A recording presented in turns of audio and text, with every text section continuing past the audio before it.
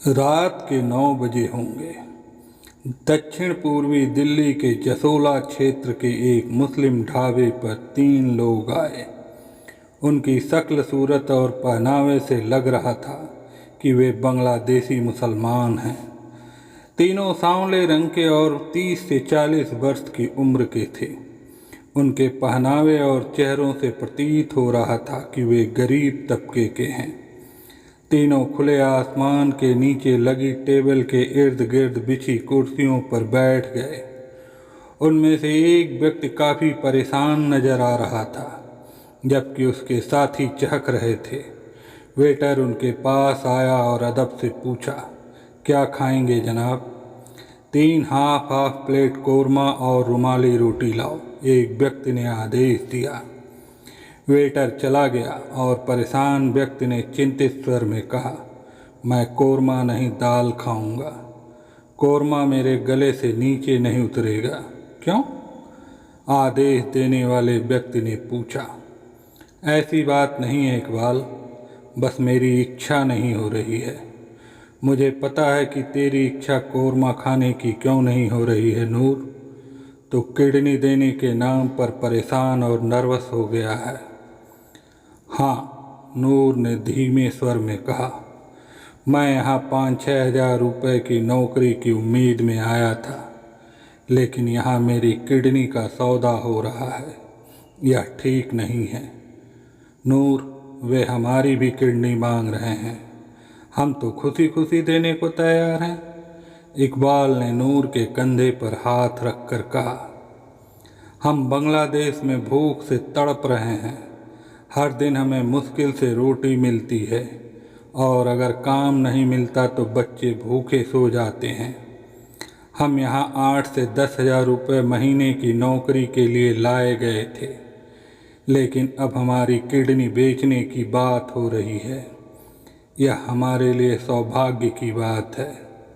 देख नूर, अगर हमें 8 हज़ार की नौकरी भी मिल जाए तो भी हम शान की ज़िंदगी नहीं जी पाएंगे, लेकिन किडनी बेचकर हम 7-8 लाख रुपए कमा सकते हैं, जो हमारी फटेहाल ज़िंदगी में खुशियाँ भर देगा।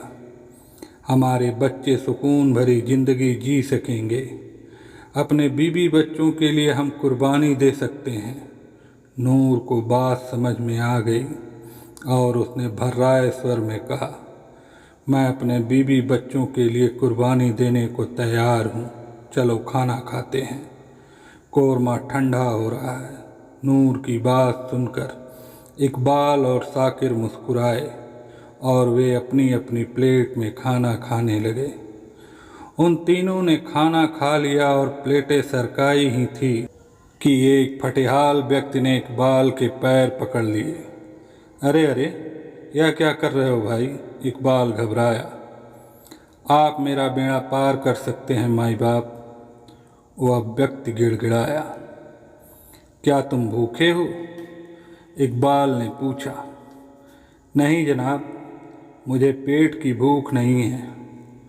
मुझे अपने बीवी के इलाज के लिए पैसे चाहिए। उसको कैंसर की बीमारी है और इलाज के लिए 5 से 6 लाख रुपए चाहिए। मैं किडनी बेचकर उसका इलाज करवाना चाहता हूँ। ओह, नूर के मुंह से आह निकली। तुम भी हमारी तरह ज़रूरतमंद हो भाई। तुम्हारा नाम क्या है? मेरा नाम माजिद है, उस व्यक्ति ने बताया। हम बांग्लादेशी हैं। चटगांव से हमें रोकोन लेकर आया है। तुम रसेल से मिलो। लेकिन मैं उसे नहीं जानता। हम तुम्हें दिखा देंगे, तुम अपनी बात खुद कर लेना। हमारी तरफ से कुछ मत बताना, नूर ने सलाह दी। वेटर ने खाना का बिल लाने में देरी की। इकबाल ने काउंटर की ओर बढ़ते हुए कहा, मैं देखता हूँ, शायद बिल काउंटर पर देना होता हो। देख लो, नूर ने कहा। इकबाल बिल चुका कर लौट आया और सभी उठकर बाहर आ गए। माजिद, तुम चुपचाप हमारे पीछे आओ। जिस फ्लैट में हम जाएंगे वहाँ तुम भी आ जाना। रसेल कौन है मैं तुम्हें इशारे से दिखा दूंगा। वे तीनों फ्लैट में पहुँचे और माजिद भी उनके पीछे पीछे आ गया। एक कड़कती आवाज़ ने माजिद को रोक दिया। तुम कौन हो? यहाँ कैसे आए हो? माजिद ठिठक गया और एक पतला व्यक्ति उसकी ओर बढ़ा। यही है रसेल, नूर फुसफुसाया।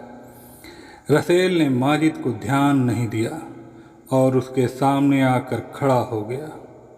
कौन हो तुम? रसेल ने पूछा। मेरा नाम माजिद है। मेरी बीवी कैंसर से जूझ रही है, उसे बचा लीजिए। माजिद ने गिड़गिड़ाया।